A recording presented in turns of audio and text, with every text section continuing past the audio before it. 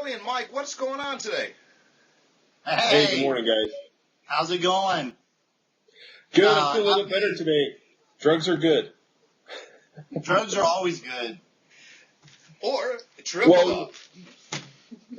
We really wanted to talk today, Darren, about some different things with social media. And one of the thoughts I had was I really wanted to find out how you started with Twitter and how you grew your following and how you did it. Did you use software? Did you do this organically? I mean, you have, 150,000 followers on one account alone? This is true. And I have even more than that, Mike, as you know, on different niche accounts for different business units or different websites where I'm protecting that brand. That's something we're going to be talking about in a couple of weeks. So I'd love to dive right in. I started on Twitter a few years back. I was encouraged by my employer to discontinue use of Twitter.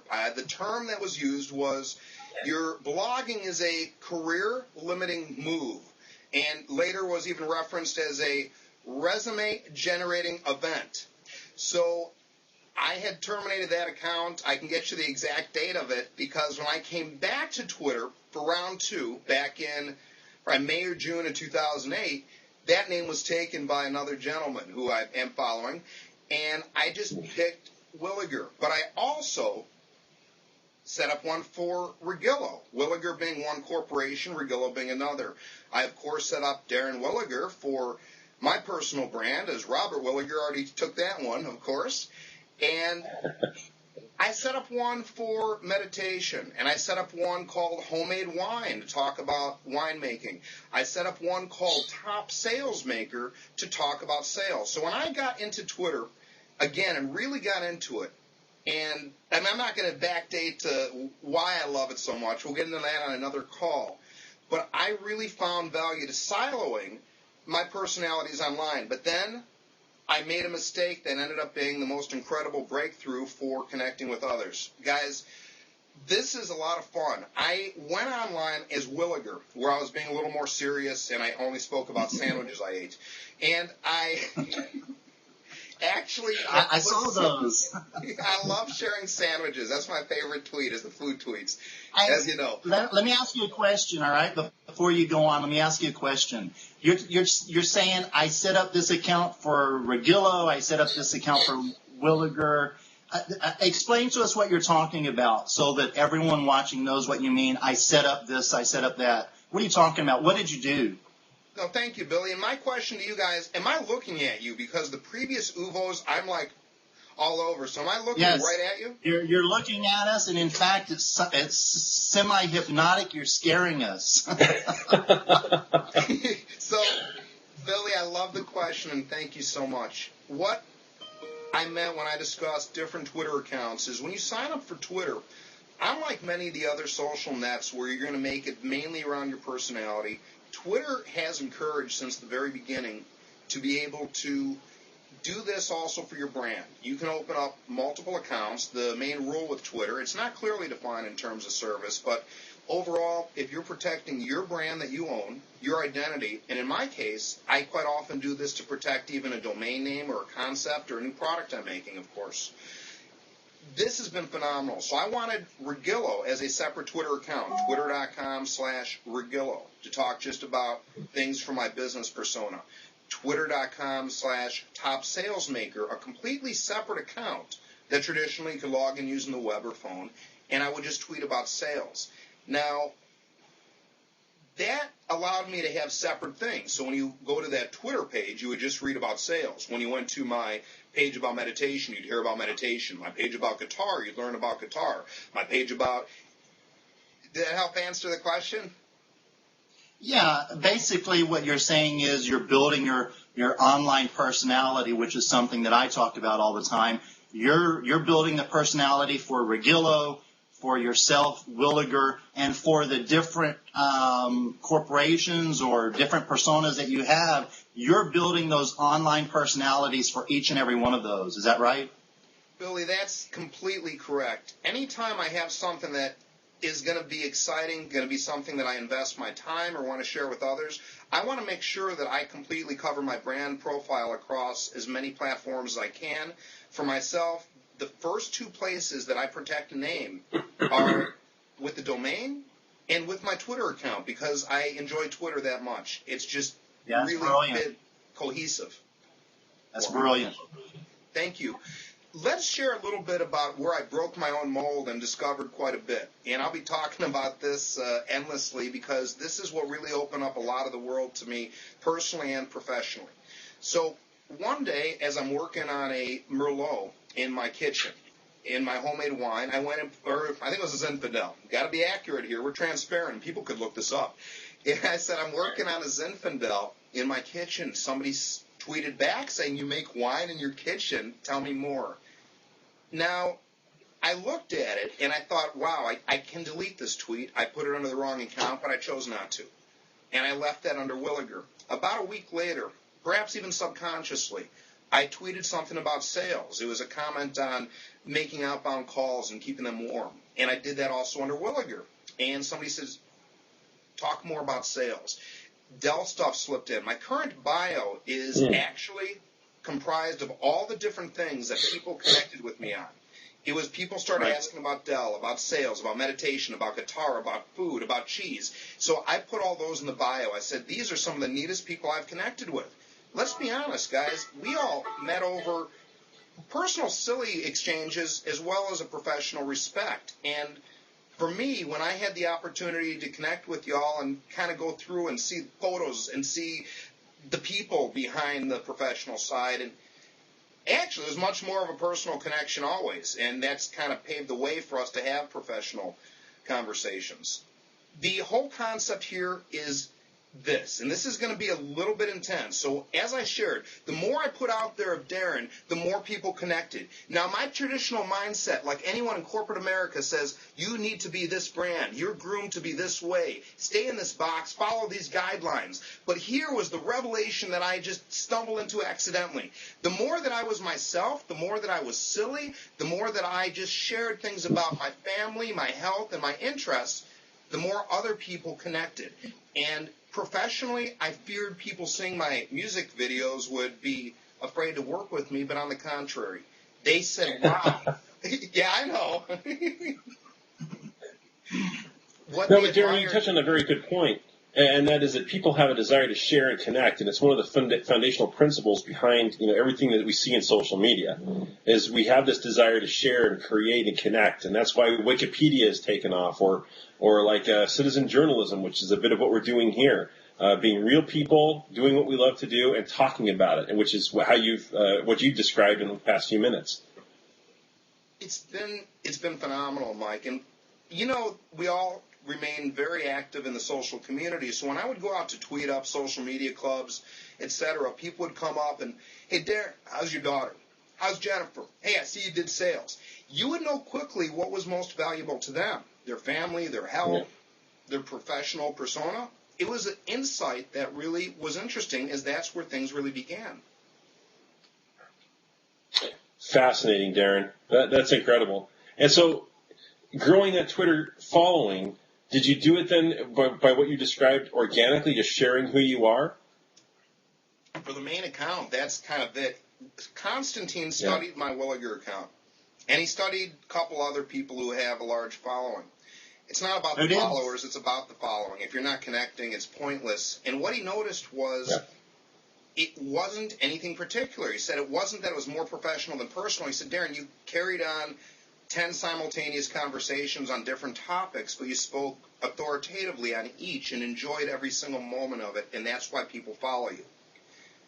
Now, that's for me, and I'm silly, and I'll continue to do that. At times, I even would follow people who followed my other ones, like, oh, you followed me under Darren Williger, let me follow you here. For my niche accounts, it's a whole different strategy, too, because that's targeted following more along the lines of the Larry system for reaching the handout first for friendship. Sure. And I like we talked about that book, Never Breathe Alone, with Keith Ferrazzi, and I know, Billy, you're going to be talking about this at the conference, the networking idea and being genuine and networking. Darren, it sounds like you've used Twitter in a genuine way to really connect with people, which has turned into this incredible following that you have, which is deepen relationships and business relationships as well. Well, speaking of Keith Ferrazzi, if I might just say this, we talk from time to time about Keith, and Mike has met him. Recently on our Super Mastermind call, we actually were talking a little bit about intimacy, and I noticed that Keith sent out an email this week to his list speaking about intimacy and the importance of intimacy. And I think that's what Darren is saying right now is, that intimacy of someone getting to know your persona, know who you are, that also transcends everything that we're doing in business, and it also goes over into business, doesn't it, Darren? More than ever before. I've had people reach out to me who I'll show up for a business appointment and they tell me that they love the sushi pics or they really enjoyed that I took them to the zoo with me.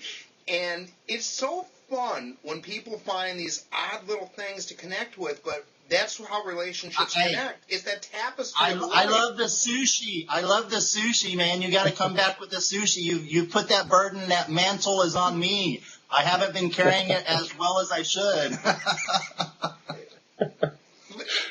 Isn't that fun? But it's beyond the location-based stuff like Foursquare or Whirl or any of those. You're actually not just saying where you are, but what you're doing and why you're there and your interests about it. That's what makes it compelling and fun. Yeah, and I think that in social media, that location-based doesn't matter, really. Yeah. I mean, if you're going to go to a tweet up, it matters.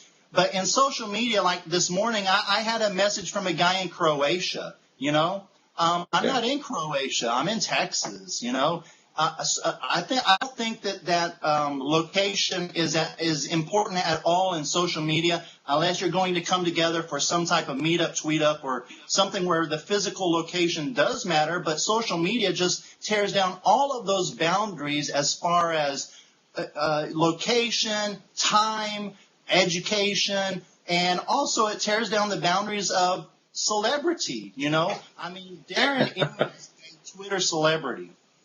Yeah.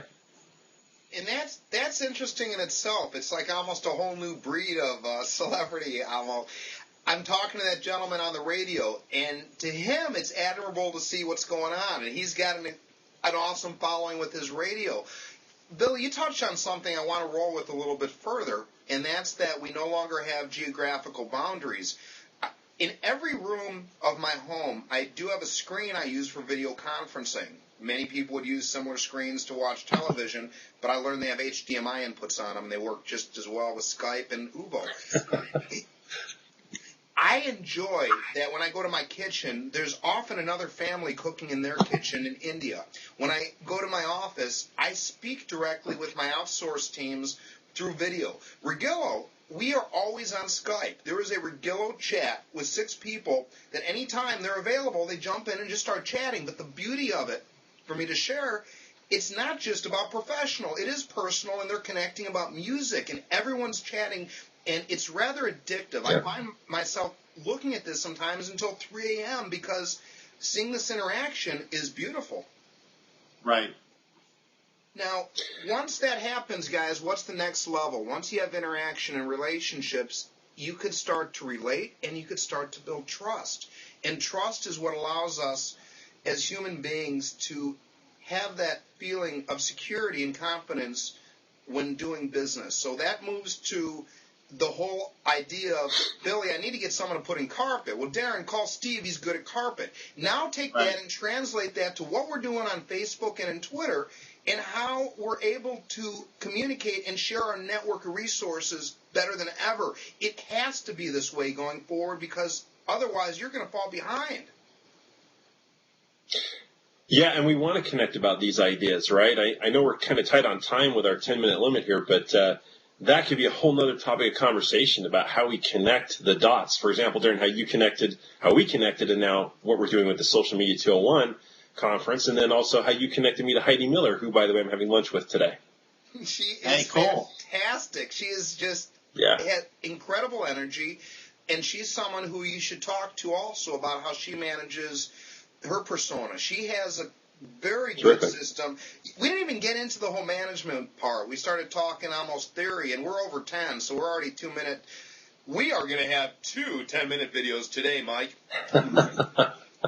You asked a question that people need to know. Hey, that's cool. Part 1, Part 2. We can go with Part 1, Part 2. Heidi Miller. I mean, that's phenomenal. Let's stay on Heidi Miller for a minute because this actually is going to this is going to exploit how social media and networking work. So let's go down the Heidi Miller road. How did this all come about, Mike?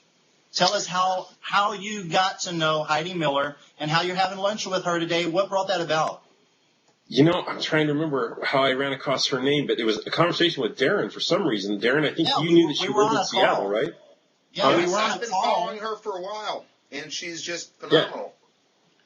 Yeah. And did you actually meet her at some point, Darren? You said you had a picture with her, right? He's got pictures. He's got pictures with her legs up around his head. I'll tell you what brought it up. We've brought it up. Weave was talking about Heidi Miller, and then Darren went into telling about how he knew her, and then he sent over those pictures, and that then led for you to meet her, Mike. It's crazy. So Mike, she and I had a phone conversation last week or so. She's been very busy because one of her competitors in the UK shut down, and so they're going after, the company she's with is going after the business that they're letting go or leaving on the table in the UK. So she and I started conversing a week or so a week ago on Friday, and told her about Social Media 201. She's very interested. And I said, well, Williger recommended you. Would you be interested in being on a panel? She said, absolutely. So she's ready to go being one of our panelists at Social Media 201. And so we're getting together for lunch today here in Bellevue because she works out of Seattle. That's awesome. That's awesome. That is networking right there. That's social media networking right there. In action, totally. Darren, did I cut you off? No, this is what excites me, and we're always going to cut each other off as we're always excited about this stuff. The truth is, we know that people we know are people who are going to know people we want to know. That's the whole thing we're talking about, and it is so simple. It's as easy as saying, I trust Mike, I trust Billy. Anybody they refer to me already has inherited some trust, and that's the whole difference about how social business is changing fundamentally how we do things. You can't do it any other way. Why would you not want to get that reference from a buddy? Why would you not want to hear that your community yelped positively about a place you're about to do business with? How could you? Absolutely. Yeah. That's right. I mean, it's phenomenal the way that these things happen. I had always followed Bob Berg, and, I loved his writing, The Go-Giver. I loved what he taught. I talked to him online. We developed a relationship online, but I've never been able to get where he was in person yet and meet him in person. And so he was coming to Houston, and I had some other appointments. I didn't get a ticket to that. My other appointments fell through, and I'm bummed because he's going to be in town. I'm not going to get to meet him. I got a phone call from a friend that I had met through some social networking that I had done. And she said, look, I've got some tickets for Bob Berg. Are you interested? I about jumped through the ceiling, She gave me free tickets. They were like $150 or $200 tickets. Gave them to me. I go to this. I'm sick like Mike is right now, I'm sick. I'm coughing. So I say, well, I'm not going to bother everyone. I'm going to sit in the very back of the room. So I go sit down on the back row. I've got all my stuff ready to take notes. I'm all excited. I've got a pocket full of Kleenexes. And I'm looking down at a book that I'm about to, take notes in. And I feel someone tap me on my shoulder. I look up, and there's Bob. He came all the way to the back of the room because he had met me online. He recognized me and came back and, took me up to the front, man, and gave me throat lozenges. I got a picture with him, the whole bit, and this is all through, social networking. I mean, it's phenomenal. And you don't know who you're going to meet. You don't know what's going to work out for you today or tomorrow because of your networking. Very, very true. That's great. What a great story, Billy. And I'm looking at the time here, and we are coming up close to passing into a 20-minute mark. We should probably wrap up and give people this perfect 20 minutes of goodness. Social Media 201, Seattle, April 15th. Be there. Hope to see you. Thanks, everybody.